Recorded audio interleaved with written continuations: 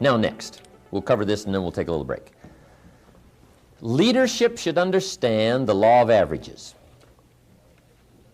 One of the most important studies to study is the law of averages.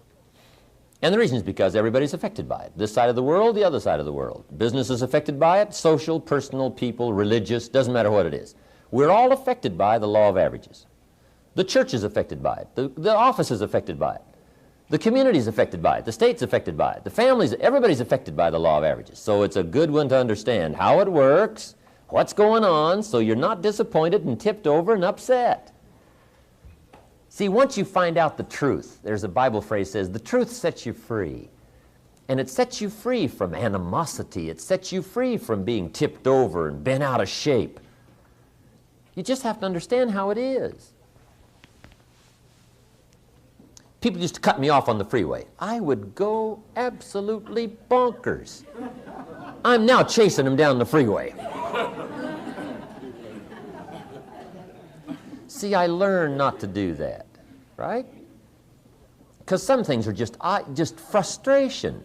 They accomplish nothing. It's like saying liars shouldn't lie. Now, see, that's called idle conversation. Right? There's no use even talking about that. Because, see, liars are going to lie. Now, you can say they shouldn't, but that won't help. Okay? Liars lie. Cheaters cheat. Thieves steal. And you can say they shouldn't, but that's called idle conversation. Understand how it is. Right? Some things are, it's just like it is. Once you understand that that's how it is, see, now that takes you off the hook from being bent out of shape, disappointed, frustrated, angry, you don't understand, you're all confused. See, once you know, then it just takes away all the confusion and the misunderstanding and the misreading. Now when somebody cuts you off on the freeway, see, you learn to handle that better. You tell them they shouldn't, see, that won't help. Right? Because they're always going to do that. You know, if those people who cut you off on the freeway really tip you over, then you're going to be tipped over the rest of your life. Because those people are always going to do that. They're known as cutter-offers on the freeway. I mean, that's what they are. One of the best things is to take the simple approach. The guy says to me, well, this is happening to me, and this is happening to me, and this is happening to me. I do this, and then this happens, and then this goes wrong, and then this happens. How come all these things happen to me? I'm trying my best. I say, sir, I really don't know. The best experience I've got over the last 25 years especially is those kind of things always happen to people like you. I don't know. That's the best I can figure out.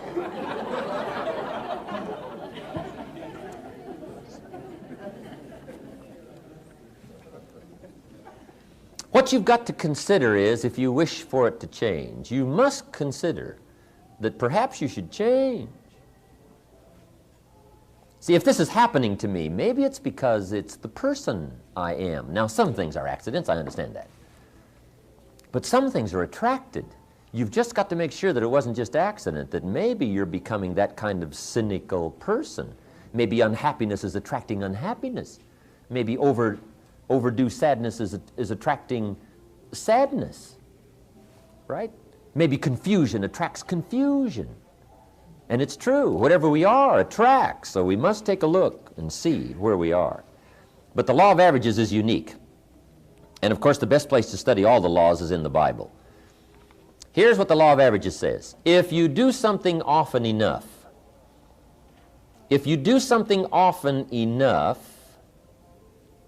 you will get a ratio of results. A ratio.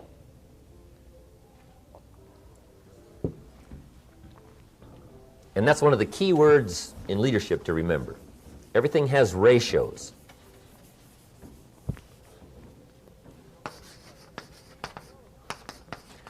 Now, what do we mean by ratios? Well, it concerns anything. Let's say you just joined a new company and you're out selling some new product. And you talk to 10 people. You're just brand new. You talk to 10 people. Say, I got this neat product. And you present it to 10 people. 9 say no. And 1 says yes. Now, already you've got your ratio going. And we call it 1 out of 10. That's fairly simple, right? No matter what you do, if you do it continuously for a while, you'll get a ratio, some kind of ratio. Okay? In baseball, what do we call it? Batting average. See, if somebody's pitching, you're up there swinging, sure enough.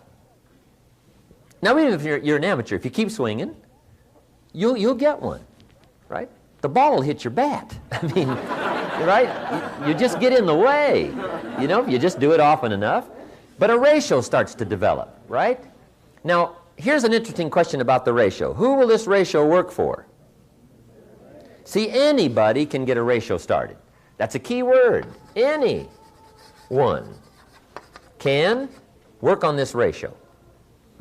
Now, you might say, well, if you're getting started and 9 say no and 1 says yes, right, you're not doing that well. Well, see, at first you don't worry about doing well. At first you get a ratio going so that you can look at it and analyze it and see what's happening. That's why it's very important in sales we teach. Talk to lots of people every day, and at the end of the day, jot down your progress. This is why your journal is so important. At the end of the day, make a list of your progress. Here's what I did and here's what happened. So that you can go back over it and start analyzing it. So you can see what to fix and what to get on that's good and what to get off that's bad. But anybody can get one of these ratios going. Now, even those that say no are valuable because at first they listen to you practice your presentation, right? And we teach in sales, you don't want to make a sale, you want to become a salesperson. So these people who say no, they're listening to you practice. In fact, at first you might want to pay them. Say, here's $5, just listen to my presentation. I'm not that good at it yet. You know, whatever, right? To get this whole thing started. Now, this will work for anybody, 1 out of 10. Now, see, you can start to compete. Here's the next rule for the law of averages, the ratios. Once a ratio starts, it tends to continue. Once a ratio starts, it tends to continue.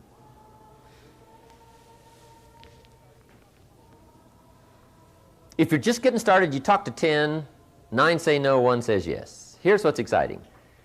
Chances excellent, if you talk to 10 more, you get another one. It's uncanny. I don't even know how it works. All I know is it works. Sure enough, another one will say yes. And see, now, all you got to do is just do this 2 or 3 times. Talk to 10 more. Another one says yes. Now you know you're getting about 1 out of 10. And see, now you can start to compete. And that's one of the next best incentives is competition. So get your ratios going so you can compete. Now, see, if I joined your company and I just got started and you're so good you can get 9 out of 10. And I just started and I can only get 1 out of 10. Because I just got there. If we have a contest for 30 days on sales, I will win. Somebody says, how would you do that? See, it's very simple.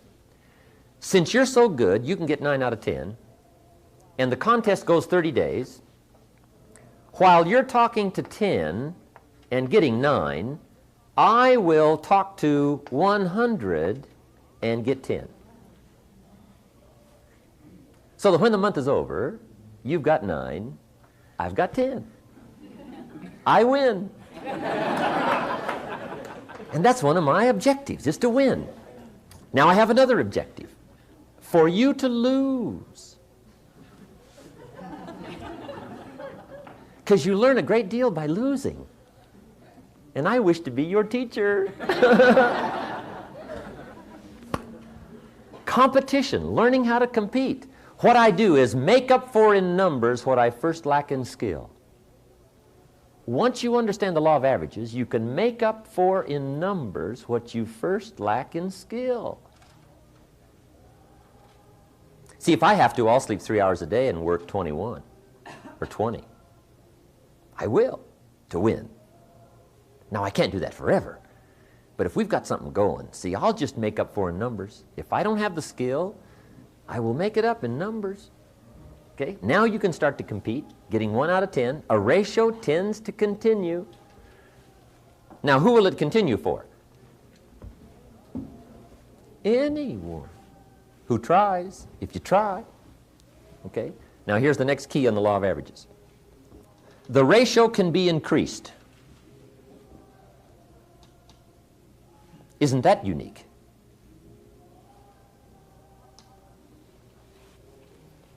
You talk to 10, get one. Talk to 10 more, get one. Talk to 10 more, you get another one. Talk to 10 more, you get two. Why is that? Why would about the fourth time you talk to 10, you get two instead of one? You're getting better. Key question. Who can get better?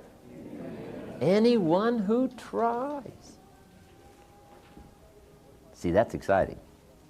Now, could you stay and work hard enough to get this ratio up to 3 or 4 out of 10? Is that possible? For who? Anyone. Could you stay long enough to be a pro, get 6, 7 out of 10? Is that possible? For who? Anyone. What's exciting to know is that capacity meeting opportunity can yield the most incredible results. And you have all the capacity that's necessary, and you're surrounded by opportunity. I mean, you lack nothing from where you sit to create enterprise and wealth and fortune, and lifestyle, all the uniqueness you want. Being surrounded by opportunity and having unlimited capacity. I mean, what else would you ask for?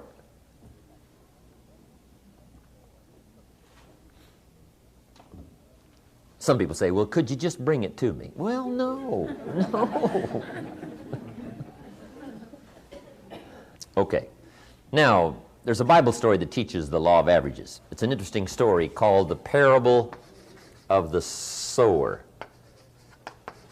The parable of the sower, the story of the sower. And if you haven't read it for a while, it's an interesting, very interesting story to read. It's a great illustration of the law of averages, the parable of the sower. The sower in the ancient days was the guy that planted the crops. They called him the sower, right? They got the ground ready. I don't know just how they all got it all ready, right? But they got the ground ready. And this guy called the sower was the planter of the crops. And he would take a bag of seed, walk across the field, and he would, right, sow the seed and plant the crops. They called him the sower.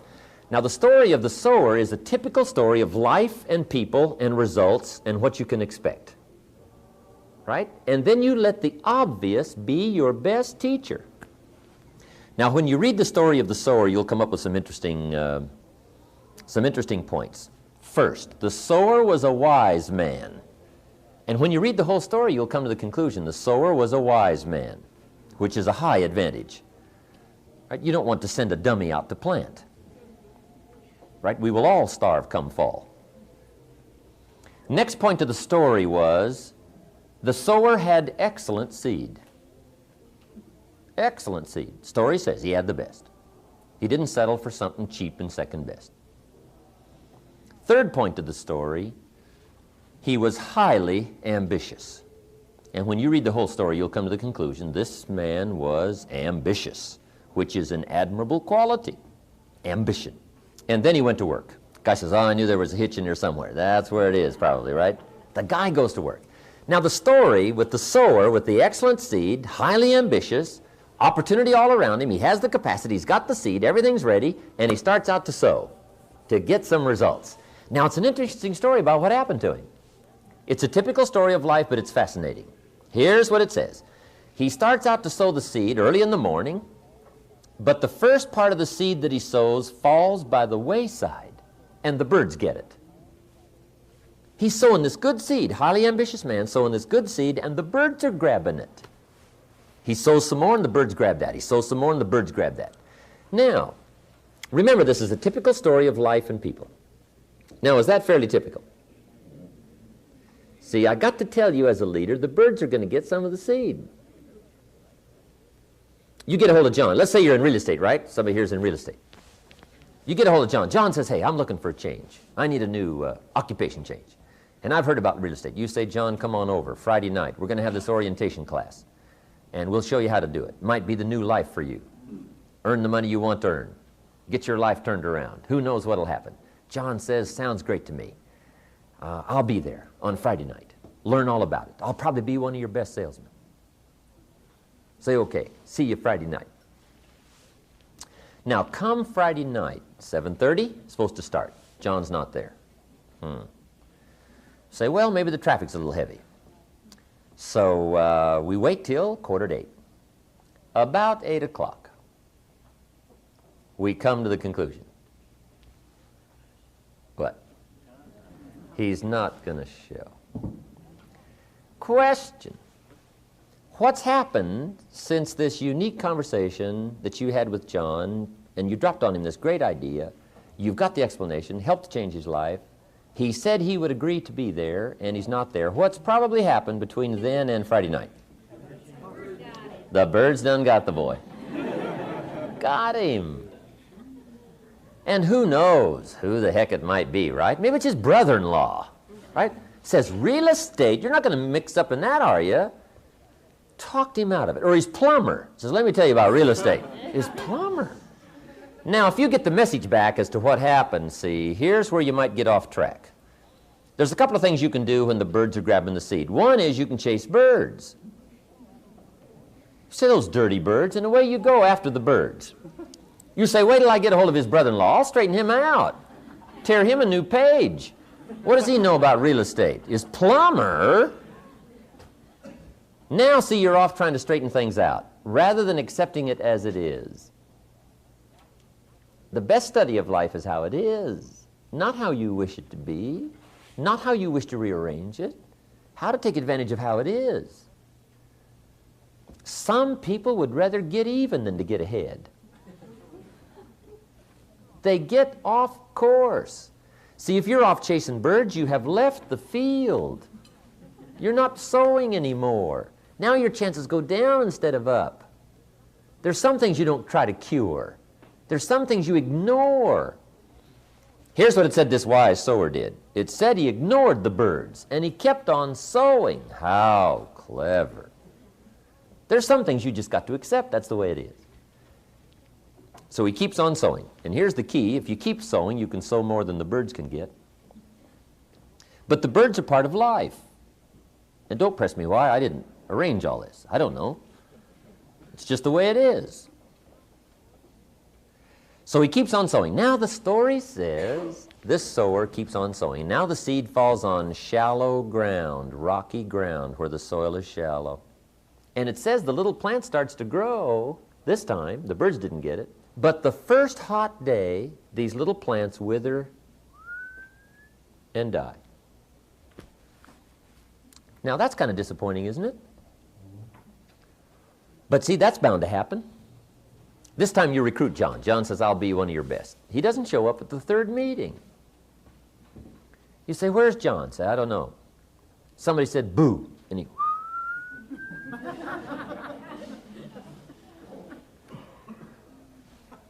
When I went to high school, there were 400 and some in the... No. Yes, there were 400 and some in the freshman class. And 150 in the graduating class. Is that unusual? See, there's always more freshmen than seniors. What's that called? The law of averages. Life takes its inevitable toll. Everybody should stay and finish, right? Maybe they should, but they don't. And you've got to learn to take that into stride. See, otherwise you'll be bent out of shape, you'll be tipped over, you'll be frustrated, you will misread life, and you won't know what's happening.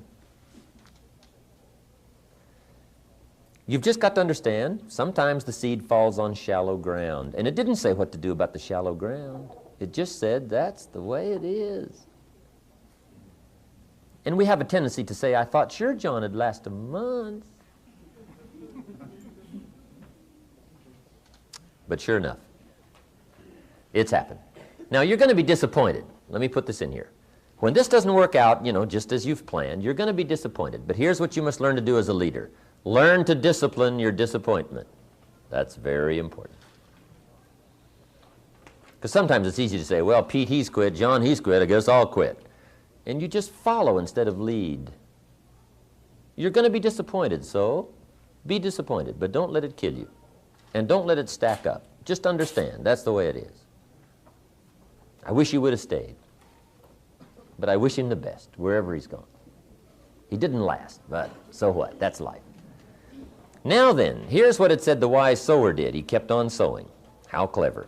Now it says the seed falls on thorny ground. Then the little plant starts to grow, but then the thorns choke it to death. Now, is that fairly typical? See, the thorns are going to get some. The little Bible story called the thorns the cares of life. Little cares, little duties that cheat people out of big opportunities. And it happens every day. And I don't know what to do about it. I called John up and I said, John, where were you last night? We had a meeting. John says, well, I can't make every meeting. I say, why not?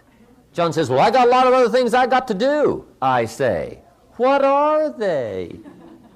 You won't believe the list John gave me for last night. The backyard fence was sagging and the dogs are about to get out. You just can't let your dogs run loose. The screen door had come off the hinges. You just can't let things fall apart. You got to take time and keep things fixed up.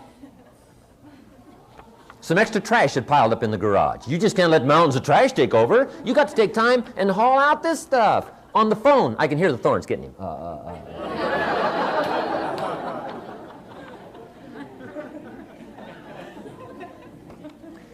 People letting little things cheat them out of big opportunities.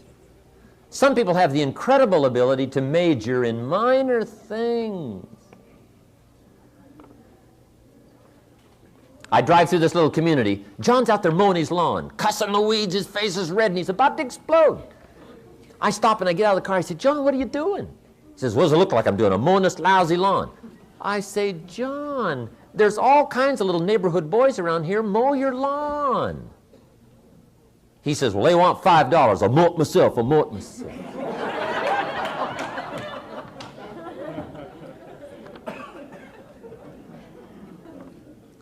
Number one, there should be a law against cheating some little neighborhood boy out of $5. That should be a law. But see, the biggest cheat is letting little things cheat you out of major opportunities, called the thorns, the cares.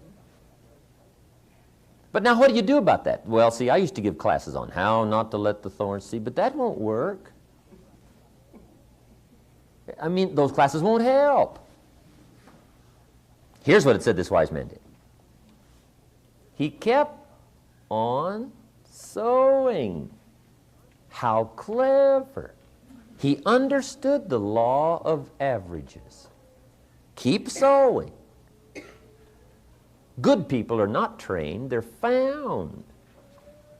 You don't need much training, right, with good people. Find good people. Now, it says, finally, the seed falls on good ground. That's what it says, good. Somebody says, how do you find the good ground? Answer, keep looking. You'll recognize it when it comes by. You won't have to make something bad into something good. You'll recognize good when it comes by. Now, even the good ground, the story says, part of the good ground produced 30%, part of it produced 60%, and part of it produced 100%. Even the good ground. What's that called? The law of averages. The ratios. Where do they work? Everywhere. Who for? Everybody. Now what you must do is understand the ratios as a leader so that you learn how to work with them and not against them. Now see, I used to give classes here on how to do 100%, but see, that won't help. It's called frustration for the leader. Right? In the evening seminar I say, right, the key to management is don't send your ducks to Eagle School, right? And this is part of it here, right? It's learning where, what to do, and how to find the right people. What to do and how to find the right people. See, that's major. So, you let people who want to produce 30. They make a contribution to the whole, and the 60 and the 100. Now, here's the key question. How do you find the 100%ers? Answer. You got to go through the birds. You got to go through the hot weather, getting some. You got to go through the shallow, rocky soil. You got to talk to the 30 people, the 60 people, to find you the hundreds. Here's what we say. If you want a lot of seniors, you must load the freshman class. Okay? That's how you find seniors. You just load the freshman class. And there's a lot of things, you just watch the process. You don't try to change the process. You just share the story and watch what happens. Share the opportunity and watch. And you pick by watching what happens. You don't force, you don't make, and you don't change. You watch. So it's called act and share and watch and pick. Okay? Act and share and watch and pick. And what's smart is to pick 100%ers that become 100%ers. Right? You look like a hero. And you don't try to make 100%ers out of people who are not going to do very much. And see, that's not on them. Now, some people in one enterprise are going to do much better, you know, in one enterprise than they are in another. But whatever enterprise you've got going, or whatever you're working with in the way of people, just understand the law of averages, and here's the key. Don't try to change it. Learn to work with it. Okay, is that helpful? The law of averages. I'm telling you, it'll save you a lot of heartache. It'll save you a lot of mistakes and a lot of errors and a lot of wondering and a lot of pondering, sleepless nights, agony. I mean, it just cures a whole lot of things once you understand the law of averages.